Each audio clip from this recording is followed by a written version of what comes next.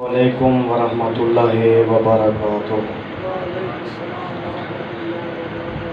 اعوذ باللہ من الشیطان الرجیم، بسم اللہ الرحمن الرحیم۔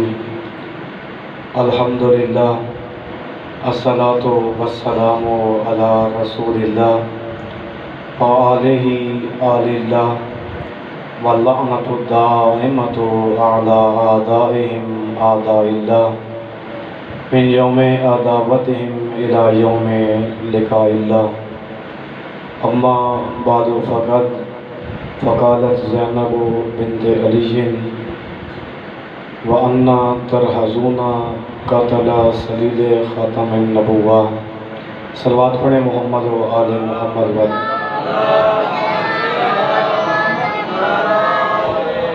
دعا ہے کہ اللہ تعالیٰ آپ تمام عزاداروں کا مقام عزاداری پر چل کر آنا اپنی بارگاہ میں قبول فرمائے۔ اللہ تعالیٰ آپ سب کو اجر عظیم عطا فرمائے۔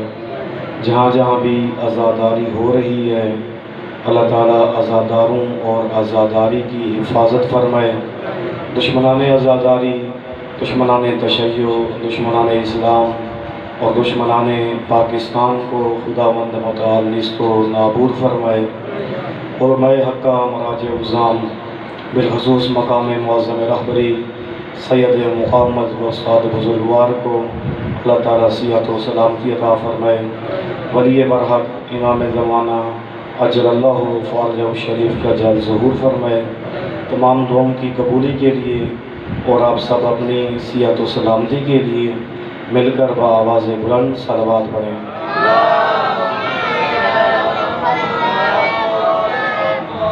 بزرگان گراں قدر، واجب الاحترام، جوانان، دوستان، سامعین محترم، ایام عزا، ایام سوگ، ایام محرم، ایام سید الشہداء کہ ان دنوں کے اندر روئے زمین پر ہر جگہ پر ذکر کربلا اور تذکرہ سید الشہداء ہو رہا ہے، اور ہر کوئی اپنے انداز میں اس کے اندر شامل ہے، شریک ہے۔ ذاکرین اپنے انداز میں، نواخواں اپنے انداز میں، خطبہ اپنے انداز میں، علماء اپنے انداز میں، سامعین اپنے انداز میں۔ روئے زمین پر ذکر کربلا و ذکر سید الشہداء جاری ہے کہ جو قیام 1400 سال پہلے اس روئے زمین پہ وقوع پذیر ہوا کہ سید الشہداء چند ہاشمی جوانوں کو لے کر اور پردہ داروں کو، مخدرات عصمت کو لے کر مدینہ کو چھوڑ کر مکہ آئے، اور 4 مہینے 5 دن مکہ گزارنے کے بعد پھر مکہ کو ترک کیا، چھوڑا اور کربلا کی طرف رخ کیا، اور ساتھ ہی کہا من کانا فینا بازلن کانا محجتہ، اس مکہ میں سے میرے ساتھ وہ نکلے جو اپنی گردن کا خون دینا جانتا ہے۔ مکہ سے کربلا پہنچے 2 محرم کو، اور 2 محرم سے لے کر 10 محرم تک کربلا کے اندر ہی رہے۔ تحریک حسینی کا آغاز مدینہ سے ہوا، اور سید الشہداء اس تحریک کے علمبردار تھے۔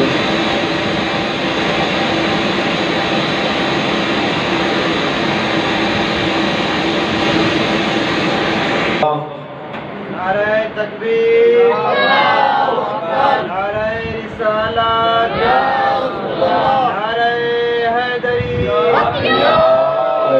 محمد و آل محمد، بلند تر صلوات۔ اللہم صلی علی محمد و آل محمد۔ سید الشہداء کربلا کے اندر آپ پہنچے، 10 محرم تک رہے۔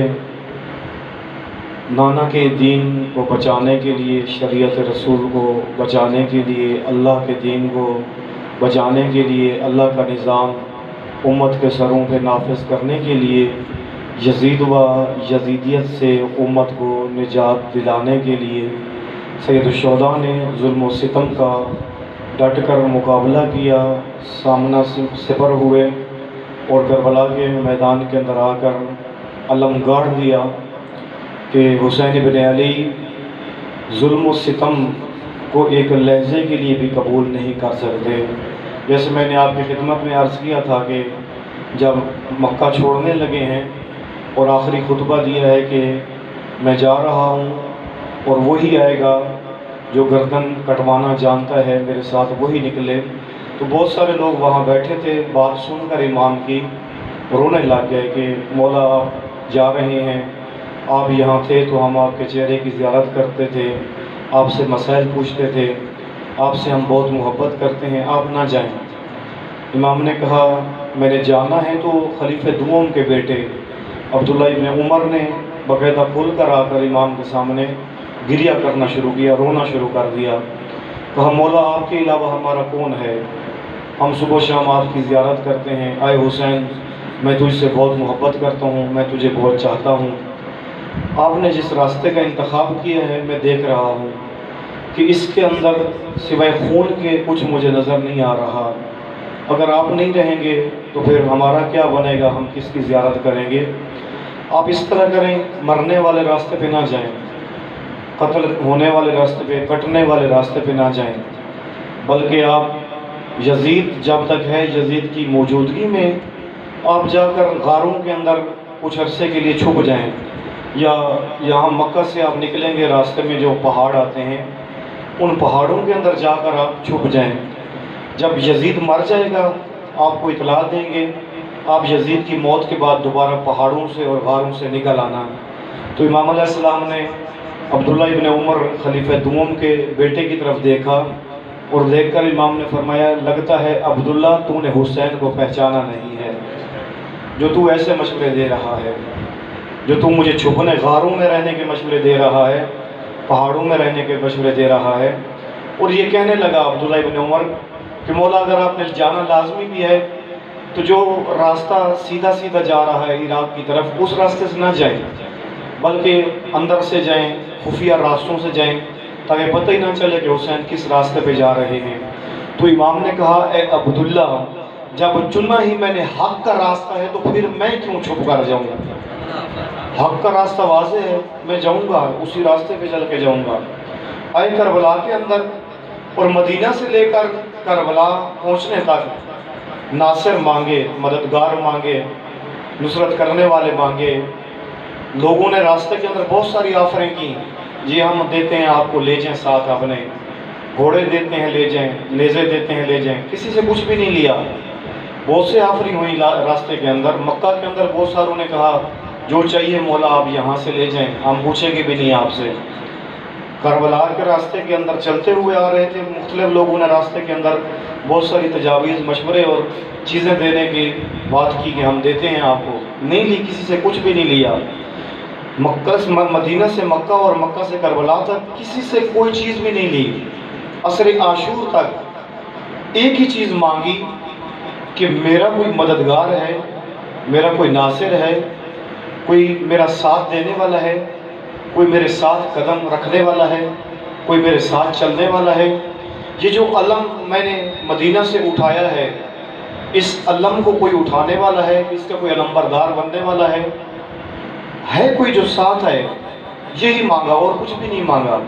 لیکن جب کوئی بھی نہیں آیا، کسی نے ساتھ نہیں دیا عصر عاشور تک، اور سید الشہداء کی شہادت کے بعد ایک ہستی ہیں جس نے واقعاً پیغام کربلا کو باقی بھی رکھا، بچایا بھی صحیح، اور اس علم کو بھی اٹھایا، کہا اے بھیا یہ علم تیرے بعد گرے گا نہیں، میں وعدہ کرتی ہوں۔ جناب زینب علیہ نے بھائی کے لاشے پر آ کر کہا اے بھیا میں تیرے ساتھ وعدہ کر رہی ہوں کہ میں یہ علم اٹھا کے جا رہی ہوں حسینیت کا، دین کا، اسلام کا، اللہ کے بنائی ہوئی شریعت کا۔ اے حسین تیرے مقصد کا یہ علم اٹھا کے میں جا رہی ہوں اور تیرے ساتھ وعدہ کرتی ہوں امت میں سے اور کسی نے تجھے لبیک نہیں کہا، میں تجھے لبیک کہہ کے جا رہی ہوں، میں جاؤں گی بازاروں اور درباروں کے اندر خطبے دے کر بتاؤں گی میرا بھائی حق پہ تھا، یہ سارے باطل پہ تھے۔ نعرہ حیدری! اس وجہ سے جب بی بی بازار کوفہ کے اندر آئی اور بازار کوفہ کے اندر آ کر منظر دیکھا، ماحول دیکھا، تو وہاں پر بی بی نے یہ خطاب کیا ان کوفیوں کو جو خالی ایک سائڈ پر کھڑے ہو کر رو رہے تھے، آنسو بہا رہے تھے، لیکن کربلا کی راہ پہ نہیں چل رہے تھے، اتر نہیں رہے تھے، میدان میں نہیں آ رہے تھے، چونکہ کربلا ایک گہرا سمندر ہے اور مختلف قسم کے وہاں طبقات تھے۔ اس کربلا کے واقعے کے بعد بھی تھے اور کربلا کے واقعے کے وقت بھی تھے، تماشائی بھی تھے، نظارہ گر بھی تھے، حسین پہ جان دینے والے بھی تھے، حسین کی جان لینے والے بھی تھے۔ بہت سے لوگ تھے جنہوں نے حسین پہ جان دے دی، وہ بھی واضح تھے، جنہوں نے جان لی وہ واضح تھے۔ کچھ طبقہ ایک ایسا تھا جو خالی دعویٰ کرتا تھا محبت کا اور دور کھڑے ہو کر رو رہا تھا۔ ان کو بی بی نے خطاب کیا، کہا کہ الا سا ما تعذرون وبودا لکم وسحقا فلقد خاب السا وصابت العید وخاسرت الصفا۔ اے کوفیو، تم لوگوں نے کیا کیا ہے؟ تم لوگ کون ہو؟ تمہاری حقیقت کیا ہے؟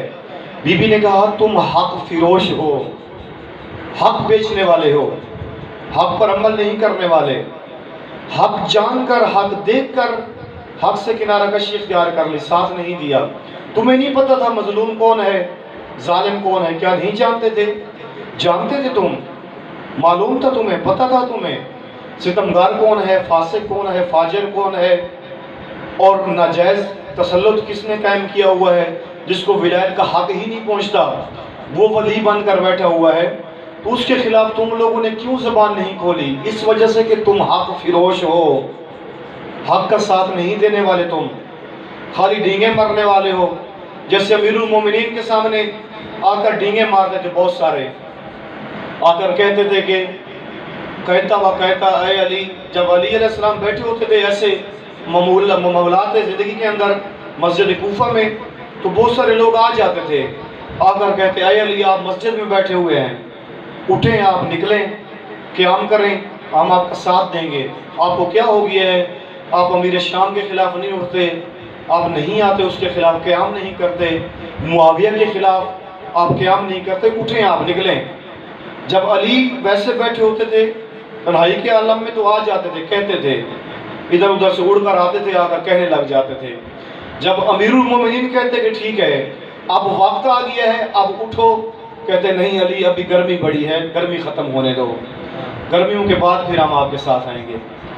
پھر علی علیہ السلام کہتے ہیں گرمیاں ختم ہو گئی ہیں، اب آؤ، کہتے اب سردی بہت ہے، اب ٹھنڈی ہوا زیادہ چل رہی ہے، اس ہوا کی وجہ سے یہ ہم سے برداشت نہیں ہوتی۔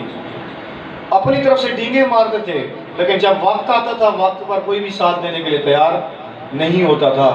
جیسے امام صادق علیہ السلام کے پاس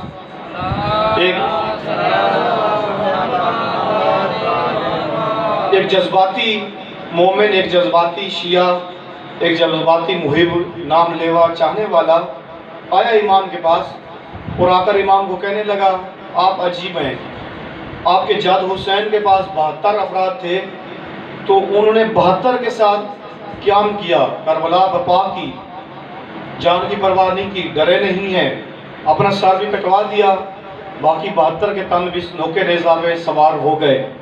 امام نے 72 افراد کے ہوتے ہوئے قبول نہیں کیا نظام ظلم کو، نظام ستم کو، بنو امیہ کو امام حسین نے قبول نہیں کیا۔ اے جعفر صادق، آپ کیسے بنو عباس کو قبول کر کے بیٹھے ہوئے ہیں؟ آپ کیسے ظلم و ستم کے حاکم کو قبول کر کے بیٹھے ہوئے ہیں؟ آپ اپنے حق کے لیے کیوں نہیں اٹھتے؟ آپ حق کے لیے قیام کیوں نہیں کرتے؟ آپ ولایت لوگوں کے سروں پہ نافذ کرنے کے لیے قیام کیوں نہیں کرتے؟ حسین کے پاس 72 تھے، آپ کے پاس 4000 شاگرد موجود ہیں۔ فقط وہ 4000 شاگرد نہیں ہیں، بلکہ ہمارا پورا علاقہ بھی آپ کے ساتھ ہے۔ جہاں میں رہتا ہوں اس علاقے کے اندر جتنے لوگ رہتے ہیں وہ آپ کا نام لیتے ہیں، آپ کا دم بھرتے ہیں، آپ کے بابا کو یاد کرتے ہیں، آپ کے نانا کا کلمہ پڑھتے ہیں، سب آپ کا ساتھ دینے کے لیے تیار ہیں۔ 4000 شاگرد ہیں، ہمارا پورا علاقہ ہے، باقی گوش و کنار کے اندر آپ کے چاہنے والے موجود ہیں۔ آپ اٹھیں، نکلیں، قیام کریں۔ کیا ہو گیا آپ اٹھتے نہیں ہیں؟ کیا آپ ڈرتے ہیں بنو عباس سے؟ اس وجہ سے نہیں اٹھتے؟ امام نے اس جذباتی کی باتیں سنی، یہ جذباتی آ کر کہہ رہا ہے کہ مولا آپ کی دیر ہے، ہماری طرف سے دیر نہیں ہے۔ جب امام نے اس کے جذبات کو ابھرتا ہوا دیکھا اس کا جذبات کا ٹھاٹھے مارتا وہ سمندر تھم نہیں رہا. تو امام نے اس کا ٹیسٹ لیا، امتحان لیا. امام نے کہا ٹھیک ہے، اگر تو اپنے دعوے میں سچا ہے کہ تو تیار ہے قیام کے لیے، آمادہ ہے، اور تیرا علاقہ بھی آمادہ ہے، سب آمادہ ہیں، اور تو کہتا ہے کہ میں اٹھ نہیں سکتا اور میں نہیں جا رہا، تو اس طرح کر، یہ سامنے جو تندور جل رہا ہے جا کر اس میں چھلانگ لگا دے. پھر چپ ہو گیا. کہا کہ مولا یہ کیسی باتیں کر رہے ہو؟ اسی آگ سے بچنے کے لیے تو ہم نے آپ کا دامن تھاما ہے تاکہ ہم جہنم کی آگ میں نہ جلیں. آپ عجیب امام ہیں کہ مجھے دنیا میں جلا رہے ہیں. ہم چاہتے ہیں کہ ہم قیامت کے دن بھی اس آگ میں نہ جلیں، ہم جہنم میں اس آگ میں نہ جلیں، اس لیے تو ہم نے آپ لوگوں کا دامن تھاما ہے. امام نے کہا جاؤ اس میں چھلانگ لگا دو. سر جھکا لیا، چپ ہو گیا. پھر زبان پہ ایک لفظ بھی نہیں آیا، چپ ہو کر بیٹھ گیا. اتنے میں امام کا ایک شیعہ آ گیا، امام کا ایک جان دینے والا، امام کا پیروکار آ گیا، اندر داخل ہوا. آ کر اس نے امام کو سلام کیا. امام نے اس کو جواب دیا. ہارون مکی بھی ان کا نام تاریخ کے اندر لکھا ہے، اور بھی ایک نام درج ہے کہ امام کو جب اس نے سلام کیا، امام نے جواب دیا. تو دوسری بات امام اور اس کے درمیان نہیں ہوئی، کوئی بات بھی نہیں ہوئی آپس میں. امام نے فوراً کہا اے ہارون. حالانکہ جب ہارون اندر داخل ہوئے تو ان کے سر پر ایک گٹھڑی تھی، اس گٹھڑی کے اندر خشک لکڑیاں بھی تھیں جو اٹھائی ہوئی تھی سر پر. داخل ہوئے تو امام نے ہارون کی طرف دیکھا اور دیکھ کر کہا اے ہارون جلدی کرو، وہ جو سامنے تندور جل رہا ہے جا کر اس کے اندر چھلانگ لگا دو. ہارون نے یہ نہیں کہا کیوں کہہ رہے ہو، یہ دیکھا کون کہہ رہا ہے، کس نے کہا ہے، کس نے حکم دیا ہے. فوراً گئے اور جا کر اس گٹھڑی سمیت تندور کے اندر چھلانگ لگا دی. وہ لکڑیوں کی وجہ سے شعلے بھڑکنے لگے، آگ جلی. یہ بندہ پریشان ہو گیا، ڈر گیا. اس کے چہرے پہ بڑے عجیب آثار نمودار ہوئے. تندور کی طرف دیکھنے لگا. امام نے اس کے ساتھ بات شروع کی. امام نے کہا تندور کو دیکھنا چھوڑو، ادھر دیکھو، اور کیا حال ہے تمہارا، تیرے بیوی بچے کیسے ہیں، گھر کا نظام کیسے چل رہا ہے. امام اس سے باتیں کر رہے تھے، یہ بار بار تندور کی طرف دیکھ رہے تھے. امام نے اس کو دیکھا کہ یہ تندور سے آنکھ نہیں اٹھا رہا. امام نے پھر اس کو کہا پریشان کیوں ہو، تندور کی جانب کیوں دیکھتے ہو، ادھر دیکھو، میرے طرف بات کرو. امام نے پھر کہا اچھا بتا تیرے علاقے والے کیسے ہیں، آج کل تیرے علاقے میں کیسا چل رہا ہے سلسلہ، آج کل کون سی بات وہاں پہ ہو رہی ہے، کون سی باتیں ہو رہی ہیں. امام اس سے پوچھتے رہے. یہ بار بار پھر تندور کی طرف دیکھتا رہا. جب دیکھا امام نے یہ کافی پریشان ہے اور تندور کی طرف دیکھ رہا ہے تو امام نے کہا کیا ہوا. کہا مولا میں اس وجہ سے پریشان ہوں کہ پتہ نہیں اس کا کیا بنا ہوگا جس نے تندور میں چھلانگ لگائی ہے. اتنے شعلے لپکے ہیں، آگ بھڑکی ہے، وہ تو جل کر راکھ ہو گئے ہوں گے، میں اس لیے پریشان ہوں. امام نے کہا اگر تو پریشان ہے تو آ میرے ساتھ چل، میں آپ کو لے کے جاتا ہوں. امام اس کو لے کر تندور کے قریب آئے. تندور کے قریب کھڑے ہو کر امام نے کہا جاؤ ذرا جا کر تندور کے اندر دیکھو. جب اس نے تندور کے اندر دیکھا تو ہارون مکی تندور کی آگ کے اندر اس طرح بیٹھ کر کھیل رہے تھے جیسے ابراہیم نمرود کی آگ میں کھیل رہے تھے. وہ ٹھنڈی ہو گئی تھی آگ. پھر امام نے اس کی طرف دیکھا اور دیکھ کر کہا اب بتا کہ اس طرح کے شیعہ تیرے علاقے میں کتنے ہیں. تو کہنے لگا مولا اگر سچی پوچھتے ہیں تو اس طرح کا ایک بھی شیعہ نہیں ہے میرے علاقے میں، میں خود بھی ایسا نہیں ہوں. امام نے کہا تو مجھے 72 کہتا ہے، میرے پاس تو 17 بھی ایسے نہیں ہیں، اگر ہوتے تو میں بیٹھا نہ رہتا. جذباتی تھے بعض. صدیر سیرفی امام کا ایک بڑا جذباتی شاگرد تھا امام کا، جذباتی بھی تھا. کہا امام کو آ کر کہتا آپ اٹھتے نہیں ہیں، قیام نہیں کرتے، چلتے نہیں ہیں، کیا وجہ ہے، ساتھ نہیں دیتے، آپ اٹھتے نہیں ہیں، قیام نہیں کرتے. امام نے اس کو بھی پکڑا، صدیر سیرفی کو. امام نے کہا ٹھیک ہے آؤ چلو میرے ساتھ تھوڑا باہر چلتے ہیں. امام اپنے راہوار پر سوار ہوئے گھوڑے پہ اور ادھر سے صدیر سیرفی سوار ہوئے، نکل پڑے، جنگل کی طرف گئے اور ایک جگہ پر دیکھا وہاں پر چند بھیڑیں کھڑی ہوئی تھی، بکریوں کے بچے کھڑے ہوئے تھے، اور ادھر اس ساتھ ہی پانی بھی بہہ رہا تھا. امام نے وہاں پر رکنے کے لیے اشارے کیا، کہا یہیں پہ رک جاؤ. جب رکے وہاں وضو کیا، نماز ادا کی اور کہا صدیر آپ مجھے کیا کہہ رہے تھے. کہا مولا میں آپ سے کہہ رہا تھا کہ آپ قیام کیوں نہیں کرتے، ہم آپ کے ساتھ ہیں، 4000 شاگرد ہیں آپ کے، باقی بھی آپ کے چاہنے والے ہیں، آپ قیام کیوں نہیں کرتے، آپ نکلیں اٹھیں. امام نے کہا اے سدیر، آپ مجھے کہتے ہو کہ میرے پاس 4000 شاگرد ہیں اور میں قیام نہیں کرتا، اگر میرے پاس ان بکریوں کے بچوں جتنے بھی میرے ساتھ افراد ہوتے تو میں قیام ضرور کرتا۔ وہ سدیر کہتا ہے میں نے قریب جا کر گنا تو ان کی تعداد ٹوٹل 17 تھی، یعنی امام کہہ رہے تھے میرے ساتھ 17 بندے بھی نہیں ہیں، ساتھ آنے والے نہیں ہیں۔ اس وجہ سے بی بی کو کہہ رہی ہیں اب رونے کا کیا فائدہ تمہارا، اب آنسو بہانے کا کیا فائدہ، حق کا ساتھ نہیں دیا تم لوگوں نے، حق فروش ہو تم، حق کو دیکھ کر آنکھیں بند کر لی تم لوگوں نے۔ جیسے آج کل لوگ سمجھتے ہیں کہ بس یہی دین ہے، باقی دین کے احکامات نہیں ہیں، جیسے بھی دین پہ عمل کرتے رہیں، ماں باپ کا دل دکھائیں، رشتہ داروں کا دل دکھائیں، مومن کی دل آزاری کریں، مسلم کی دل آزاری کریں، مسلمانوں کے مقدسات کی توہین کریں، اسی طریقے سے اور مومنین کو اذیت پہنچائیں، جو بھی کرتے رہیں کریں، مرضی ہماری، جائیں گے چاند آنسو بہائیں گے اور پھر سارا معاملہ تمام۔ خوب ایسا نہیں ہے، دین ایک ضابطۂ حیات دے رہا ہے، دین ایک قانون دے رہا ہے، اس ضابطۂ حیات کے اندر زندگی گزارنا ضروری ہے، حق پر چلنا، حق بیچنا نہیں ہے۔ ہم نے چونکہ دین کو لیا ہوا ہے تھوڑی دیر کے لیے، لذت کے لیے، بعض لوگوں نے زندگی کے اندر دین کو لیا ہوا ہے۔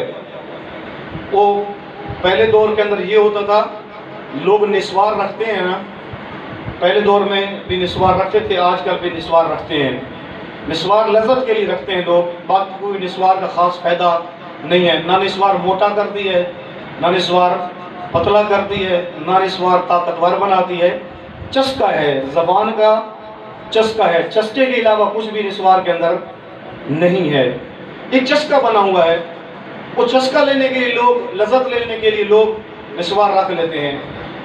پہلے دور لوگوں کو نسوار کا ایک جدید سسٹم آئی، ڈیجیٹل، آج کل نا اور مزید ڈیجیٹل ہو گئے نسوار کا سلسلہ، آج کل جدید پیکیج آ گئی ہے، مقابلے کے اندر کئی نسوارا نکل رہی ہیں، بنو والا تے مکی والا تے فلانا تے کئی نسوارا نکل رہی ہیں، وقت مختلف پیکنگ دے وچ آ گئی ہے، اسلام والا تے امجد والا تے یہ چودھری والا تے فلانا پیڑا، یہ سارے پیڑے سارے نسوارا مقابلے چاہیے، پیکنگ چاہیے، چھاپنا چاہیے۔ پہلے پرانے جڑے بزرگ بیٹھے انہوں کو یاد ہو سی، اگر بچہ آج کل وہ پیکنگ نہیں ڈٹھی، پہلی جڑی پیڑے دی پیکنگ ہوندی ہے نسوار دی، اگر بچہ نہیں ڈٹھی تو پرانے بزرگوں کو یاد ہے، اور پرانے بزرگوں کو ہو سکتا ہے ہن بھی کہیں کو ہوے۔ پہلے دور جن کرتے ہیں بزرگ، آپ تماخو گھنتے ہیں، اس کو کٹ کے بیڑا بڑھا کے اور ایک دبلی جی ہوندی ہے، اس دبلی دے وچ پہنے ہیں چا، اس دبلی دے اوتے بس شیشہ ہی لگا ہوا ہوندا ہے، ڈٹھا آوے یا کون آئی ڈٹھا، ہاں وہ دبلی ہوندی ہے، جیب وچ پاتی رانے ہیں بیڑا اس دے وچ پا کے دبلی دے ڈھکن بند کر کے جیب وچ پہنے ہیں چا، جلے نشا تنگ رہندا ہے جیب وچ دبلی کڈ کے چونڈی بھر کے منہ چڑھا کے بعد اتلے شیشے تے دے دیندے کہ روڑی بنی ہے کھڑی گئے نہیں بنی، اور روڑی بھی دیتے ہیں مطمئن تھیندے ہیں کہ ہاں روڑی بنی کھڑی ہے، شیشے دے وچ دیکھ کے اطمینان نال تبھی جیب وچ پہنے ہیں چا بیڑا رکھ چھوڑے، جلے نشا پورا تھیندا ہے اس کو کاٹ کے بعد اٹھائیں سٹ کر دینے ہیں۔ بعض لوگوں کی زندگیوں میں یہی دین ہے، چسکے کا دن،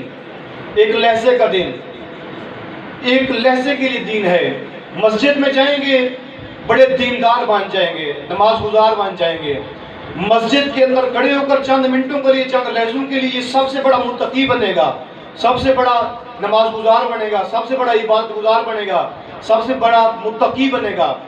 چسکا ہے دین کا، وہاں کیا ہے چسکے کے لیے تھوڑی دیر کے لیے دین لے لیا، مسجد سے باہر نکلا وہیں دین کو اتار کے باہر آ گیا۔ اب اگر بڑے سے بات کرنی ہے تمیز نہیں، چھوٹے سے کلام کرنا ہے تمیز نہیں، ماں سے کیسے بولنا ہے تمیز نہیں، باپ سے کیسے بات کرنی ہے تمیز نہیں، لوگوں کے ساتھ لین دین کیسے رکھنا ہے تمیز نہیں، لوگوں کے ساتھ اٹھنا بیٹھنا کیسے ہے یہ پتہ نہیں، معاشرت کیسے کرنی ہے یہ پتہ نہیں، اسی طریقے سے اور حساب و کتاب سب چیزیں ان کے لیے اس کو دین نہیں چاہیے۔ دین کیا چاہیے؟ خالی مسجد کے لیے، خالی چسکے کے لیے، ایک لہجے کے لیے۔ اس کو دین کہاں چاہیے؟ خالی مجلس کے لیے۔ مجلس میں آئے گا عزادار، مجلس میں آئے گا ماتمی، مجلس میں آئے گا دیندار، مسجد سے باہر نکلا ہے، مجلس سے باہر نکلا ہے، دین نہیں چاہیے نا۔ چسکے کے لیے دین نہ لو، زندگی بنانے کے لیے دین لو، زندگی گزارنے کے لیے دین لو، اپنے وجود پہ دین نافذ کرو۔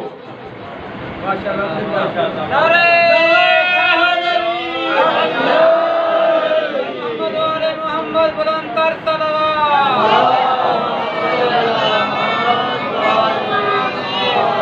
سے بی بی ان کو کہہ رہی ہے کہ کیا ہو گیا ہے تمہیں، تم کیسے لوگ ہو، عجیب لوگ ہو، دین کے کسی حکم پر عمل نہیں کرتے، مانتے نہیں ہو، عمل پیرا نہیں ہوتے، حق فروش ہو، تم نے حق بیچا ہے، تم نے ولی کا ساتھ چھوڑا ہے، وہ ولی جو اللہ کی جانب سے مامور تھا، جس کو اللہ نے ماموریت عطا کی، تم نے ہدایت کے مینارے کو گرا دیا، مرکز ہدایت کو گرا دیا، جس سے آ کر ہدایت لینی تھی، جس سے روشنی لینی تھی، وہ ولی جو اللہ نے بنایا، اور ان لوگوں نے یزید کو قبول کیا، نظام ستم کو، نظام ظلم کو قبول کیا۔ آج آپ دیکھیں کہ دنیا کے اندر جگہ جگہ پر آپ دیکھ لیں کہ آج کے ظالمین، امریکہ و اسرائیل، اللہ لعنت کرے ان پر، خدا تباہ کرے، ان کو برباد کرے، کہ جو امت مسلمہ کے شروع دن سے ہی دشمن ہیں۔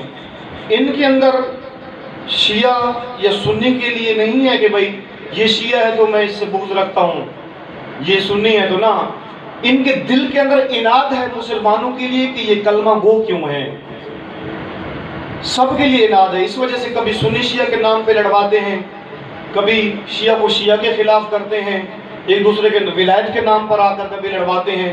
وہ جیسے امیر شام نے علی کے لشکر کو دھوکہ دینے کے لیے قرآن کے نام پر علی کے لشکر کو لڑوا دیا، آج ایسے ہی علی کے چاہنے والوں کو ولایت کے نام پر لڑوا رہے ہیں۔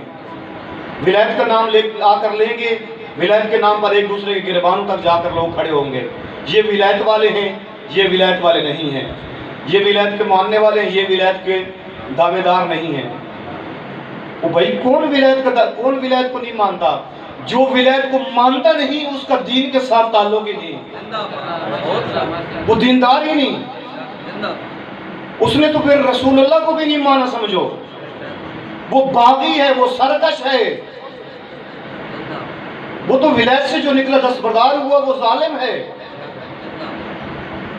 چونکہ ہر چیز کی کہا ہے رخصت ہے، لیکن ولایت سے رخصت نہیں ہے، ولایت سے دستبردار نہ ہوں۔ اس وجہ سے امام علیہ السلام نے اپنے صحابی کو، اپنے ساتھی کو جب بھیجا کوفہ کے اندر، آج میں چند جملے مسائل کی بھی انہیں کو پڑھوں گا، ولایت کا مطلب بھی بیان کرتا چلوں، کہ امام نے جب اپنے صحابی کو مکہ سے روانہ کیا خطوط کے آنے کے بعد، جب بہت زیادہ خط آ پہنچے امام کے پاس اور لوگوں نے کہا کہ ہم آپ کی ولایت کے لیے آمادہ ہیں، تیار ہیں، اے حسین آپ کوفہ آ جائیں، تو امام نے اپنے صحابی کو اور اپنے چچا زاد بھائی کو، جس پر سب سے زیادہ اعتماد تھا، مسلم ابن عقیل کو اپنے پاس بلایا، کہا مسلم ادھر میرے قریب آؤ۔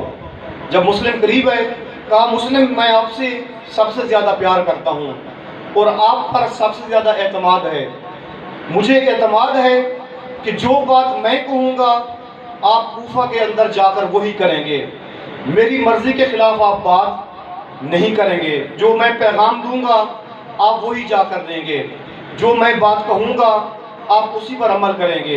اے مسلم کیا کرنا ہے تم نے کوفہ کے اندر جا کر دو کام کرنے ہیں اور کچھ بھی نہیں کرنا، کسی کو نہیں چھیڑنا اور کسی کی دل آزاری نہیں کرنی، کسی کے مکتب و مسلک کے خلاف بات نہیں کرنی، جو جیسے زندگی گزار رہا ہے وہ اس اپنے ہی مسلک پہ چل رہا ہے، اپنے ہی مذہب پہ چل رہا ہے۔ آپ نے دو کام کرنے ہیں، کون سے کام کرنے ہیں؟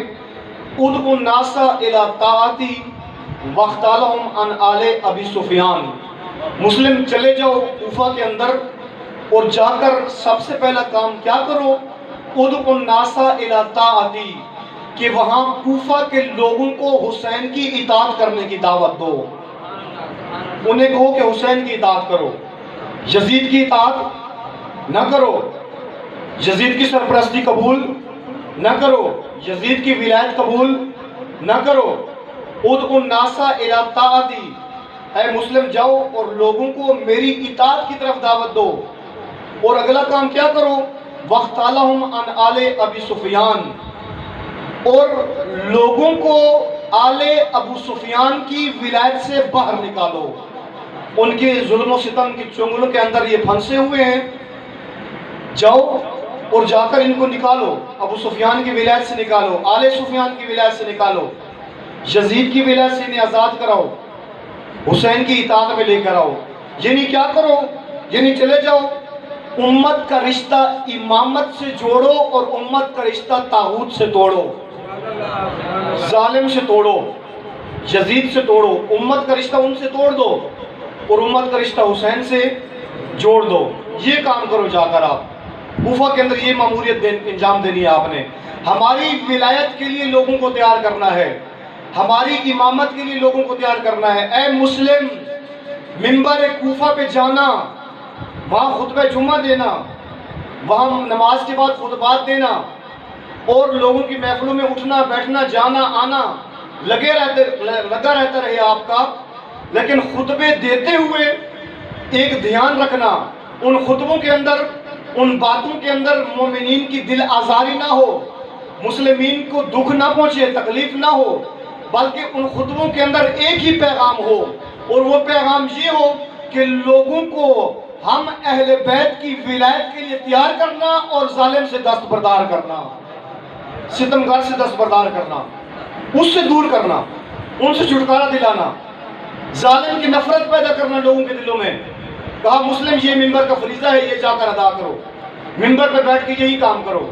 لوگوں کے دلوں میں ابو سفیان اور آل سفیان بنو امیہ کی نفرت پیدا کرو، اہل بیت اطہار کی محبت لوگوں کے دلوں میں پیدا کرو۔ خوب جو فریضہ حسین بن علی نے مسلم کو دیا، کہا کہ میں کوفہ میں ہوں، آپ میری جانب سے جا رہے ہو، میں ادھر ہوں مکہ میں، آپ میری جانب سے کوفہ جا رہے ہو۔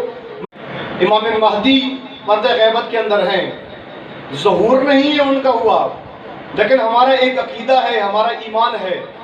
ہم اللہ کے بارے میں کیا عقیدہ رکھتے ہیں کہ اللہ حاضر بھی ہے، اللہ ناظر بھی ہے۔ عقیدہ ہے یا نہیں ہے ہمارا؟ اللہ پر ایمان ہمارا ہے یا نہیں ہے کہ اللہ حاضر ہے اور اللہ ناظر ہے؟ جیسے اللہ پہ ہمارا عقیدہ ہے کہ اللہ حاضر ہے ناظر ہے، اسی طرح ہم ائمہ پہ بھی عقیدہ رکھتے ہیں کہ ہمارے امام حاضر بھی ہیں ناظر بھی ہیں۔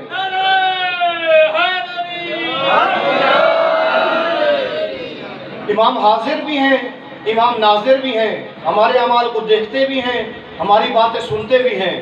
اب مجالس میں ذاکرین بھی کہتے ہیں، خطبہ علماء سب کی زبانی، کہ جب تذکرہ کربلا ہو رہا ہو تو خود وہ مجلس میں تشریف لے آتے ہیں۔ امام مہدی جو پردہ غیبت کے اندر ہے، خوب مسلم کو فریضہ امام نے دیا کہ میری ولایت کے لیے لوگوں کو آمادہ کرو، تیار کرو۔ یہ لوگ آمادہ نہیں ہیں ابھی ولایت کے لیے، ابھی تیار نہیں ہیں، یہ کسی اور کو قبول کر کے بیٹھے ہوئے ہیں، اس کو قبول کر کے سارے خوش ہیں کہ ہم بس روزمرہ کی زندگی بسر کر رہے ہیں۔ جاؤ جاؤ ان کو نکالو، آزادی دلاؤ ان سے اور ہماری ولایت کی طرف دعوت دو۔ امام مہدی کا پیغام کیا ہے؟ اس امام کے لیے کس نے لوگوں کو تیار کرنا ہے؟ اس امام کی ولایت کے لیے کس نے آ کر لوگوں کو تیار کرنا ہے؟ جو پردہ غیبت میں بیٹھ کر 1200 سال سے خون کے آنسو امام رو رہا ہے، اس کے لیے کس نے لوگوں کو آمادہ کرنا ہے؟ اے میری ماں، اے میری بہن، آپ کی گودوں کے اندر امام کی امانت موجود ہے۔ ماں کی گود بڑا اثر رکھتی ہے، پہلی تربیت گاہ ہے ماں کی گود، یہ دوسری تربیت گاہ ہے منبر۔ ماں کی گود اگر تربیت گاہ ہے، اس تربیت گاہ کا اثر ہے۔ آپ کی گودوں کے اندر عام افراد موجود نہیں ہیں، آپ کی اولاد، آپ کی نسل لاوارث نہیں ہے، یہ نسل آپ کو امانت دی گئی ہے کہ ایک قوم تھی، وہ قوم اس نے حسین کے لال، زہرا کے لال حسین کو بلایا، لیکن وہ نسل تیار نہیں ہوئی تھی۔ اے ماں، اے میری بہن، آپ کی گود میں ایک نسل ہے، اگر اس نسل کو تو زہرا کے لال مہدی کے لیے تیار نہیں کرے گی تو پھر کون تیار کرے گا؟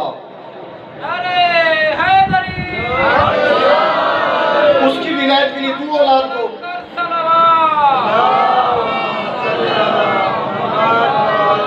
اس کی ولایت کے لیے تو آمادہ نہیں کرے گی، اس کے نظام کے لیے تو آمادہ نہیں کرے گی، کون کرے گا؟ ہمارے امام حاضر ہے ناظر ہے، لیکن ہم کتنا وقت دیتے ہیں امام کو؟ جب حاضر ہے ایک بندہ ہماری بات سنتا ہے، جب ناظر ہے ہمارے اعمال کو دیکھتا ہے، تو آپ اور میں اندازہ لگائیں کہ 24 گھنٹے ہوتے ہیں، کل اس وقت سے لے کر آج اس وقت تک 24 گھنٹے میرے گزر گئے ہیں۔ ان 24 گھنٹوں کے اندر میں نے ان 24 گھنٹوں میں سے کتنے منٹ اپنے امام کو دیے ہیں، اس سے بات کی ہے، جو سنتا بھی ہے، جو دیکھتا بھی ہے۔ مثلا نماز پڑھتے ہیں تو اللہ سے بات کرتے ہیں، کلام کرتے ہیں، لیکن تنہائی میں جا کر، اکیلے میں جا کر، بالکل تنہائی کے سناٹے میں جا کر میں نے اپنے مولا سے کتنے دیر بات کی ہے، اس سے کیا پوچھا ہے، اس سے کیا فرمان لیا ہے، ان سے کیا پوچھا ہے کہ مولا میں نے کیسے زندگی گزارنی ہے، مولا آج کا دن ایسا گزرا ہے، مولا آپ بتائیں میں نے کل کا دن کیسا گزارنا ہے۔ کبھی پوچھا ہے میں امام سے، کبھی بات کی ہے امام سے؟ وہ تو منتظر ہیں، وہ بتا رہے ہیں زندگی تم لوگوں نے کیسے گزارنی ہے۔ میں پردہ غیبت میں ہوں تو یہ مطلب نہیں ہے کہ تم لاوارث ہو۔ آج آپ دیکھ لیں کہ ولایت کا پرچم کس کے ہاتھ میں ہے، ولایت کا پرچم کس نے اٹھایا ہے۔ آج پوری دنیا کے سامنے نائجیریا میں ظلم ہوا، نائجیریا کے اندر پرچم اٹھا کر کون آیا ولایت کا؟ پوری دنیا کے اندر ظلم و ستم ہوا، سعودی عرب کے اندر ہوا، سعودی عرب میں ولایت کا پرچم اٹھا کر کون لے آیا؟ شام کے اندر ظلم ہوا، بی بی کے روزے کو گرانا جانے لگا، بی بی کے روزے کے دفاع کے لیے ولایت کا پرچم کون اٹھا کر لے آیا؟ عراق کے اندر ظلم ہوا، عراق میں امام حسین کے حرم کو بچانے کے لیے ولایت کا پرچم اٹھا کر کون لے آیا؟ آج برطانیہ کی آنکھوں میں آنکھیں ڈال کر کون کھڑا ہے؟ آج امریکہ کی آنکھوں میں آنکھیں ڈال کر کون کھڑا ہے؟ آج اسرائیل کی آنکھوں میں آنکھیں ڈال کر بات کون کر رہا ہے؟ آج بھی اگر اسرائیل کی آنکھوں میں آنکھیں ڈال کر، امریکہ کی آنکھوں میں آنکھیں ڈال کر، اور پوری دنیا کے کفر و شرک و ظلم و عناد کی آنکھوں میں آنکھیں ڈال کر کسی کے اندر جرأت سے بات کرنے کی ہمت ہے اور طاقت ہے تو فقط علی کے بیٹے علی خامنئی کے اندر ہے۔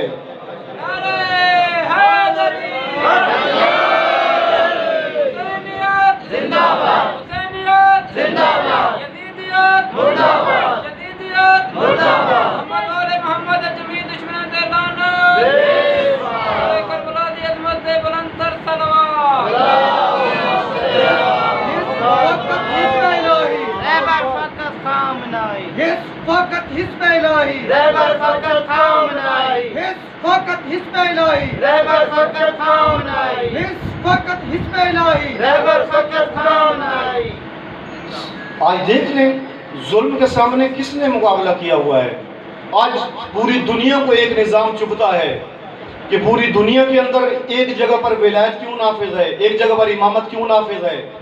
اے میری مائیں آپ سنیں توجہ سے، میں نے پہلے بھی مجلس کے اندر عرض کیا تھا، بار بار کیوں کر رہا ہوں۔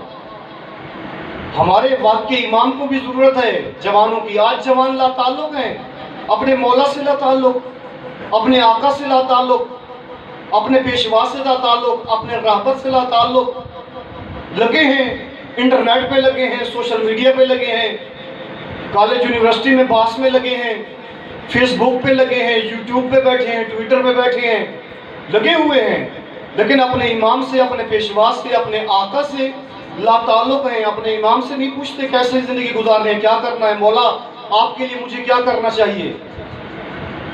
کون سی نسل آ کر امام کے لیے مدافع بنے گی؟ کون امامت کے لیے کام کرے گا؟ کون ولایت کے لیے کام کرے گا؟ کون امامت کی بات کرے گا؟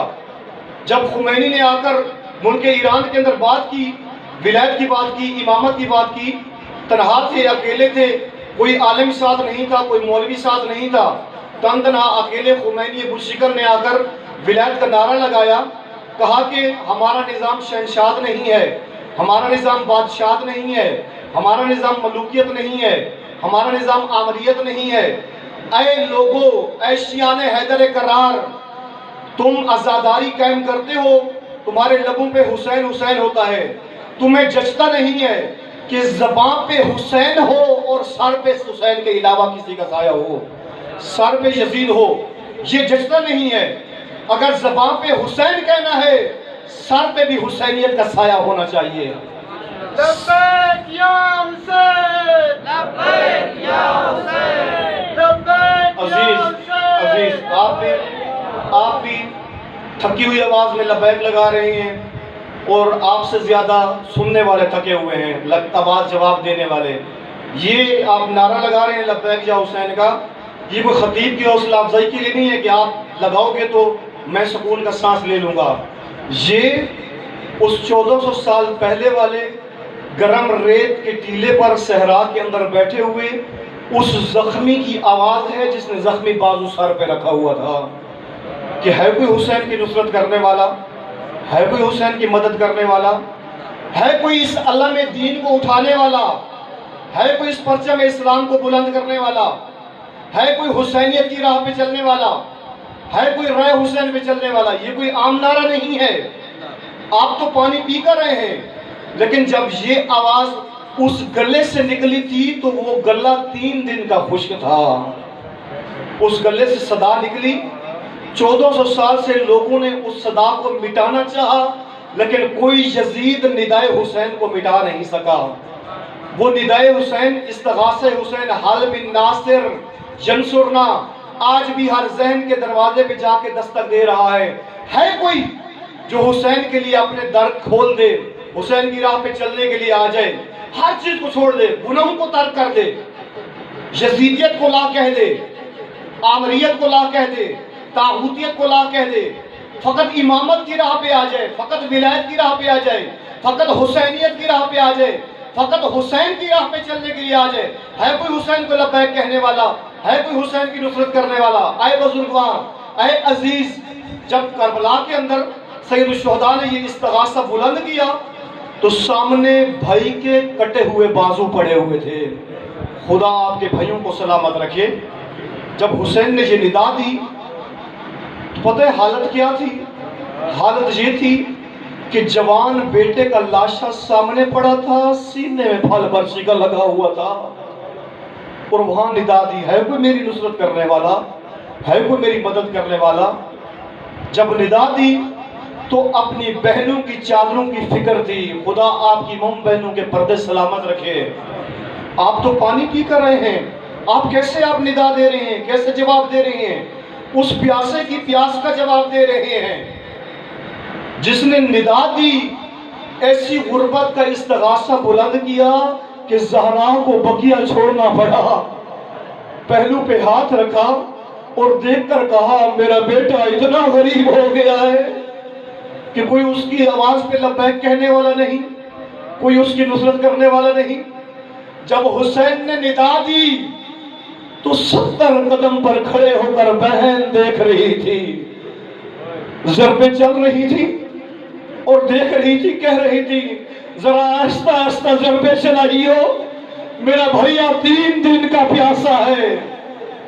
اس زینب پہ کیا گزری ہوگی جب کہا ہوگا حال من ناصر ینصرنا، ہے کوئی مدد کرنے والا؟ کہو لبیک کہو، لیکن سوچ کر کہو، سمجھ کر کہو، لبیک یا حسین، اے حسین تیری راہ پہ چلوں گا، تیری راہ پہ قدم رکھوں گا، ثابت قدم رہوں گا۔ لبیک یا حسین گناہوں کو چھوڑ رہا ہوں، لبیک یا حسین طاغوتیت سے نبر آزما ہو رہا ہوں، لبیک یا حسین ظلم و ستم قبول نہیں کروں گا، لبیک یا حسین مظلوم کا ناصر بنوں گا، لبیک یا حسین، اے حسین میری جان فدا، لبیک یا حسین میرا سر فدا، لبیک یا حسین میرے ماں باپ قرباں، لبیک یا حسین مولا حاضر ہے تیرا ناصر، تیرا حبیب، تیرا زہیر، تیرے لیے یہ جوان حاضر ہے۔ میں بوڑھا ہوں مولا، تیرے ساتھ بھی تو بوڑھے تھے، تیرے پاس زہیر تھے، تیرے پاس عباس، تیرے ساتھ عباس، تیرے ساتھ حبیب بن مظاہر۔ آج مہدی کو بھی چاہیے، آج مہدی کا حبیب کہاں ہے؟ آج مہدی کا زہیر کہاں ہے؟ آج مہدی کے جوان کہاں ہیں؟ لبیک کہو، سوچ کر کہو۔ لبیک یعنی گناہوں کو چھوڑنا، گناہوں سے قطع تعلقی کرنا، گناہوں کی طرف نہ دیکھنا، گناہوں کی طرف نہ جانا، حسینیت کو سمجھنا اور حسینیت کی اوپر، حسینیت کی راہ پہ چلنا، حسینیت پہ قدم رکھنا، یہ لبیک ہے۔ آپ سب مل کر بلند آواز کے ساتھ اس طرح سے لبیک یا حسین کو ہو کہ وہ پیاسا، 3 دن کا پیاسا، جس نے مدینہ سے لے کر کربلا تک کسی سے پانی نہیں مانگا، پیاس تھی، بہت پیاس تھی، 3 دن کی پیاس تھی، لیکن 3 دن کے پیاسے نے پانی کے لیے کسی کے سامنے ہاتھ دراز نہیں کیا، کسی کو یہ نہیں کہا حسین پیاسا ہے پانی دے دو، لیکن ہاں لبیک کے پیاسے نے لبیک ضرور مانگی، کہا ہے کوئی میری آواز پہ لبیک کہنے والا، ہے کوئی میری راہ پہ چلنے والا، ہے کوئی اس راہ کو جاری رکھنے والا؟ اب اس طرح سے لبیک یا حسین کہو، آج حسین کو بھی معلوم ہو کہ آج لبیک کہنے والے عزادار عزاخانے کے اندر موجود ہیں۔ اے بزرگوار، اللہ نے حج پہ بلایا ہے سال میں ایک دفعہ، کہا حج پہ آؤ، حج پر آ کر کیا کرو؟ حج پہ آ کر کہو لبیک اللہم لبیک، اے اللہ آ گیا ہوں، اولاد کو چھوڑ کر آیا ہوں، مال کو چھوڑ کر آیا ہوں، دولت و دنیا کو چھوڑ کر آیا ہوں، اے اللہ گناہوں کو چھوڑ کر آ گیا ہوں، کیوں چھوڑ آیا ہوں؟ لبیک اللہم لبیک، کیوں؟ تجھے لبیک کہہ رہا ہوں، حاضر ہوں، آ گیا ہوں، ہر چیز کو چھوڑ چکا ہوں، تیری بارگاہ میں آ گیا ہوں، تیرے گھر میں آ گیا ہوں۔ اے عزادار، آپ کو گھر سے حسین کے گھر میں بلایا گیا ہے، حسین کے گھر میں آ کر کیا کہنا چاہیے؟ لبیک یا حسین لبیک، اے حسین آ گیا ہوں، ہر چیز چھوڑ آیا ہوں، گناہوں کو چھوڑ آیا ہوں، آل اولاد سے دستبردار ہو کر آ گیا ہوں، تجھے لبیک کہنے آیا ہوں، تیری راہ پہ چلنے کے لیے آیا ہوں۔ سب مل کر اس طرح سے لبیک کہو، حسین کو معلوم ہو یہ عزادار حاضر ہیں، موجود ہیں، اس دکھیا بہن کو بھی معلوم ہو آج میرا بھائی اکیلا نہیں، اس دکھیا ماں کو بھی معلوم ہو آج میرا بیٹا تنہا نہیں، آج کی یزیدیت کو معلوم ہو آج حسین زمان اکیلا نہیں۔ سب مل کر لبیک یا حسین، لبیک یا حسین، لبیک یا حسین، لبیک یا حسین، لبیک یا حسین، لبیک یا حسین، لبیک یا حسین، لبیک یا حسین، لبیک یا حسین، لبیک یا حسین، لبیک یا حسین، لبیک یا مہدی، لبیک یا مہدی، لبیک یا مہدی، لبیک یا مہدی، لبیک یا مہدی، لبیک یا مہدی، لبیک یا مہدی۔ بلندتر صلوات۔ کربلا درس دے لیے کچھ سمجھو، کچھ اپنا فریضہ سمجھو، کچھ آپ لوگوں نے کرنا بھی ہے، ایسے نہیں کہ مجلسوں میں آنا ہے اٹھ کے چلے جانا ہے۔ تعلق جوڑو اپنا کربلا سے، دین سے تعلق جوڑو، دیندار بنو، دین شناس بنو، ہوشیار بنو، بابصیرت بنو، باشعور بنو۔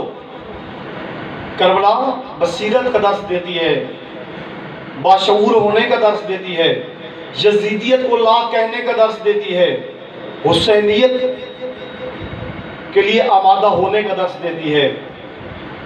اے بزرگوار، یہی فریضہ دیا امام نے اپنے سفیر کو، مسلم کو، مسلم جاؤ کوفہ کے اندر جا کر یہی دو کام کرو، ادعوا الناس الی طاعتی واختالہم عن آل ابی سفیان، کہ وہاں جا کے لوگوں کا رشتہ امام سے جوڑو اور لوگوں کا رشتہ آل سفیان سے توڑو، ان سے کاٹو۔ اگر ان کی نبضیں اور ان کی نافیں آل سفیان سے جڑی ہوئی ہیں کہیں پر، اگر ان کا تعلق آل سفیان سے جڑا ہوا ہے کسی قول میں، کسی فعل میں، اگر یہ آل سفیان سے ملتے جلتے ہیں اور کرتے ہیں، ان کے احکامات پہ عمل کرتے ہیں، جا کر کاٹو ان کا رشتہ، آل سفیان سے کاٹو، تعلق کاٹو، ان کا تعلق کاٹ کر کیا کرو؟ حسین سے جوڑو، حسینیت سے جوڑو، ہماری ولایت سے جوڑو، ہماری امامت سے جوڑو۔ آج بھی منبر سے یہی کام ہونا چاہیے تھا، بجائے اس کے ادھر ادھر کی بات کرنے کے۔ آج عصر حاضر کے امام کے لیے امت کو آمادہ کرنا، عصر حاضر کے امام کے لیے لوگوں کو تیار کرنا، اس کی ولایت کے لیے تیار کرنا، اس کی امامت کے لیے تیار کرنا۔ کیا میرا وجود تیار ہے اپنے امام کے لیے؟ کیا میں تیار ہوں؟ میری اولاد تیار ہے؟ میں نے گھر والوں کو تیار کیا ہے، آمادہ کیا ہے اس کی امامت کے لیے، نسل کو آمادہ کیا ہے اس کی امامت کے لیے؟ خمینی کو کہا تو اکیلا کیا کرے گا؟ تیرے پاس کچھ نہیں ہے، نہ فوج ہے، نہ سپہ سالار ہے، نہ لشکر ہے، نہ کچھ ہے، تو اکیلا کچھ بھی نہیں کر سکتا۔ وہ کہا تجھے پتہ ہی نہیں ہے، وہ لشکر تو مئو کی گودوں کے اندر دودھ پی رہا ہے، وہ تیار ہوگا، وہ امامت کے لیے آئے گا میدان میں، وہ ولایت کے لیے آئے گا میدان میں، وہ زبانی کلامی دعویٰ نہیں کریں گے، وہ بلکہ امامت کی راہ پہ اتر کے امامت کو نافذ کریں گے۔ وَاخْتَلَفَ مَنْ آلِ سفیان، اے مسلم جاؤ اور جا کر لوگوں کا تعلق کاٹو۔ مسلم جب آئے، بہت سے لوگوں نے مسلم کے ہاتھ پر بیعت کی، اور بیعت کرنے کے بعد مسلم نے ایک لشکر تشکیل دیا، سپاہ کا تقریباً 18,000 کے قریب افراد مسلم کے ساتھ شریک ہوئے۔ اس فوج کے اندر مسلم کی سپہ سالاری کے اندر 18,000 کا لشکر بنا، اور مسلم نے آ کے اتنا بڑا کام کیا، لوگوں کا یزیدیت سے تعلق کاٹا اور امامت سے جوڑا، کہ یزید کو جب خبر ملی کہ کوفہ ہاتھ سے نکلنے والا ہے، اور یزید کو اطلاع ملی کہ حسین کا سفیر مسلم ابن عقیل کوفہ کے اندر ہے، اور کوفہ کے اندر آ کر اس نے اتنا کام کیا ہے کہ لوگوں کے دلوں کے اندر معاویہ امیر الشام، اس کی آل کے لیے، ابو سفیان کے لیے اور اس کی آل کے لیے، تمام بنو امیہ کے لیے نفرت پیدا کی ہے لوگوں کے دلوں میں، اور امامت کی محبت لوگوں کے دلوں میں پیدا کی ہے۔ مسلم نے اتنا فریضہ ادا کیا ہے، تو یزید کو اطلاع ملی کہ بشیر بن نعمان مسلم کے مقابلے میں کچھ بھی نہیں ہے، کوئی جلاد بندہ وہاں پر بھیجو، خونخوار بندہ وہاں پہ بھیجو، تاکہ وہ کوفیوں کو ڈرائیں۔ اور کوفیوں کو ڈرانے کے لیے کوفہ والے ایک پہلے دور کے اندر بھی ابن زیاد کوفہ کے اندر رہ کر گئے تھے، کوفہ والے ابن زیاد سے بہت ڈرتے تھے۔ یزید نے کوفہ والوں کو ڈرانے کے لیے ابن زیاد کا انتخاب کیا، ابن زیاد کو چن کر کوفہ کے اندر بھیج دیا۔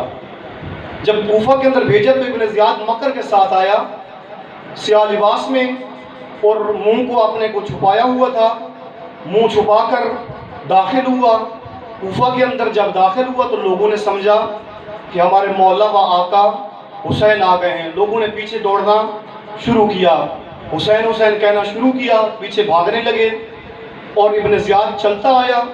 جب کوفہ کے مین چوک پہ پہنچا، چوراہے پہ، وہاں رک گیا، رکنے کے بعد سامنے ان کے گیا، ایک اونچی جگہ پہ چڑھ کر وہیں پر جب سامنے سارے لوگ کھڑے ہوئے تھے اور کہہ رہے تھے اے فرزند زہرا آپ آ گئے ہیں، آپ کو ہم پکار رہے تھے، آپ کو دعوت دے رہے تھے، آپ نے ہمارے علاقے کا شکر ہے رخ کیا۔ ابن زیاد نے ان کے سامنے اپنے چہرے سے نقاب اتارا تو سب کے سب خاموش ہو گئے، سر جھکا لیا، اور کوئی بھی زبان کھولنے کے لیے تیار نہیں ہوا۔ رابر معظم فرماتے ہیں کہ اگر یہی کوفہ والے جتنے افراد سامنے کھڑے ہوئے تھے، اگر یہی وہیں سے اپنے پاؤں کا جوتا، ہر ایک بندہ اپنا ایک ایک جوتا اتار کر ابن زیاد کے منہ پہ مار دیتے تو ابن زیاد وہیں پہ مارا جاتا، ختم ہو جاتا۔ لیکن اتنے ڈرپوک تھے، ابن زیاد کو دیکھ کر سارے چپ ہو گئے، ڈر گئے، خوف کھا گئے، پیچھے ہٹنے لگے۔ اور پھر آتے ہی ابن زیاد نے حکم دیا کہ آپ مسلم کے ساتھ کسی نے تعلق نہیں رکھنا۔ جو خرید سکتا تھا، جن لوگوں کو اس نے خریدا، زر دے کر، پیسے دے کر، تھیلیاں دے کر لوگوں کو خرید لیا۔ جو نہیں خرید سکتا تھا، پھر ان کو دھمکی دی کہ میں تمہاری چمڑی ادھیڑ لوں گا۔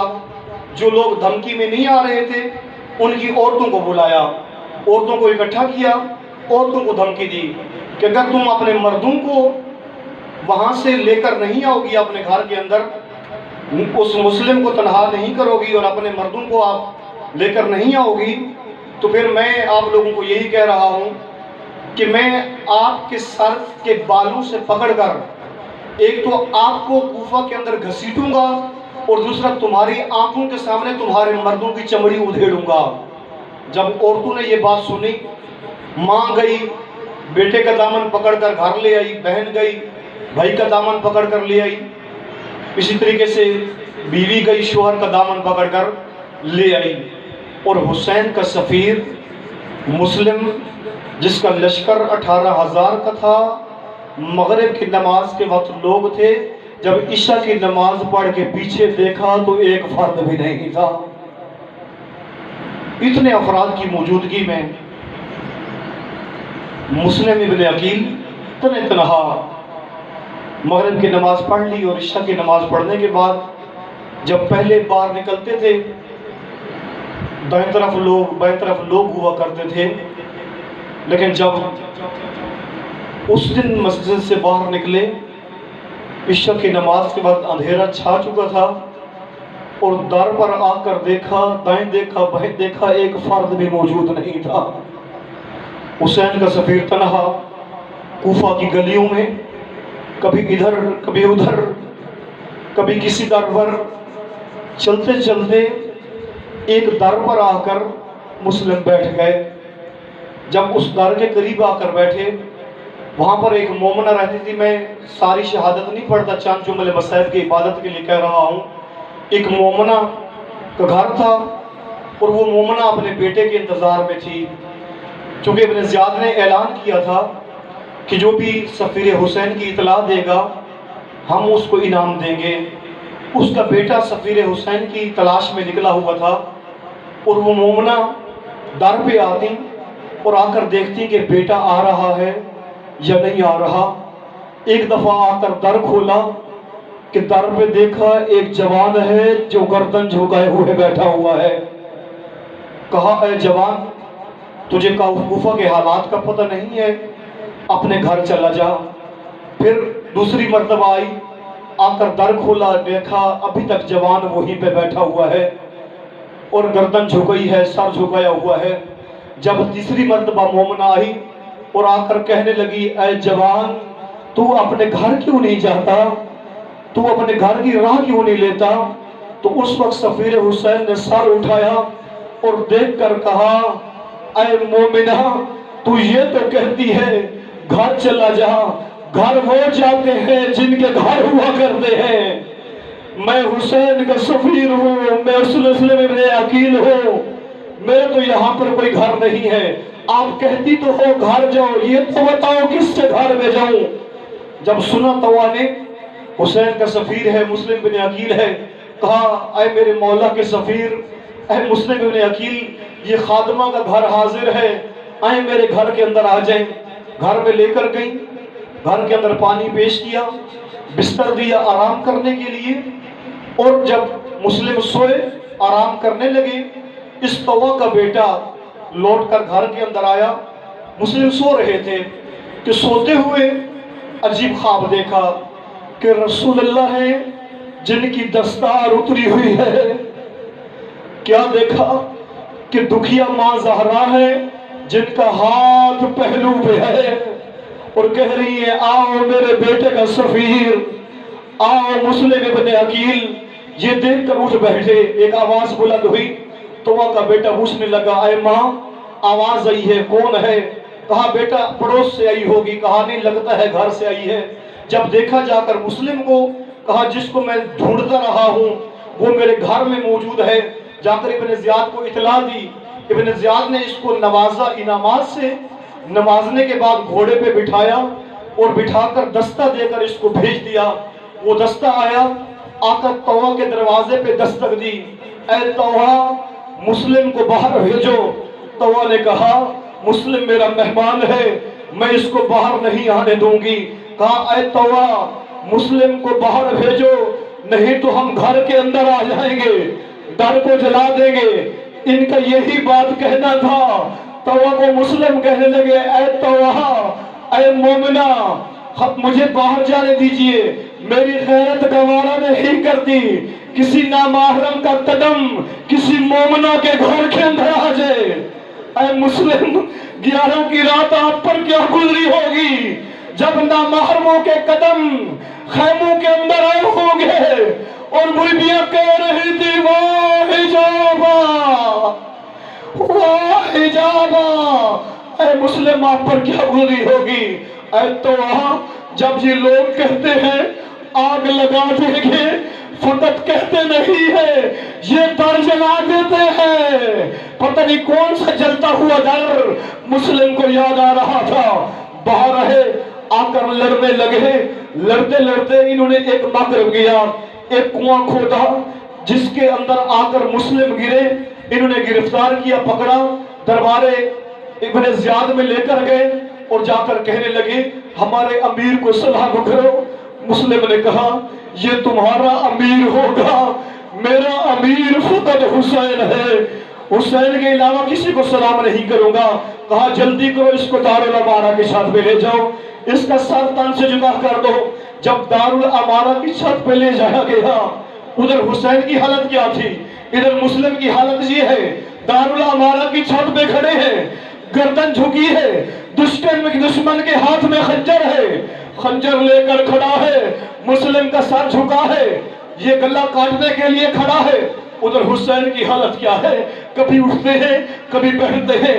آ کر مولا عباس کہنے لگے بھیا آپ کی حالت زار ہے، ہوا کیا ہے، ماجرا کیا ہے، ذرا مجھے بھی تو اطلاع دیجئے۔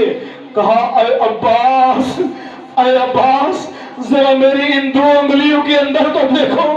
کہا مولا میں دیکھ رہا ہوں، کوئی غریب ہے، کوئی مظلوم ہے جس کا سر جھکا ہوا ہے، جو دارالامارہ کی چھت میں کھڑا ہے، ظالم نے ہاتھ میں خنجر لیا ہے۔ کہا اے عباس پہچانا نہیں ہے، یہ میرا سفیر مسلم ہے، کوئی اور نہیں ہے۔ کہا مولا اجازت ہے میں مسلم کی مدد کے لیے جاتا ہوں۔ کہا اجازت نہیں ہے۔ کہا مولا اگر اور اجازت نہیں دیتے اتنی اجازت دے، میں جاتا ہوں، مسلم کا سر قلم ہوگا، میں جاؤں گا نیچے سے گودی پھیلاؤں گا، مسلم کا سر گودی میں لوں گا۔ کہا اے عباس ذرا نیچے دیکھیے، کیا دیکھ رہا؟ ماں زہرا ہے، چادر کا دامن اٹھایا ہوا ہے اور رو کے کہہ رہی ہے آؤ میرے بیٹے کا سفیر، آؤ مسلم ابن حقیل۔ وَسَيَعْلَمُ الَّذِينَ أَيَّ مُنْقَلَبٍ يَنقَلِبُونَ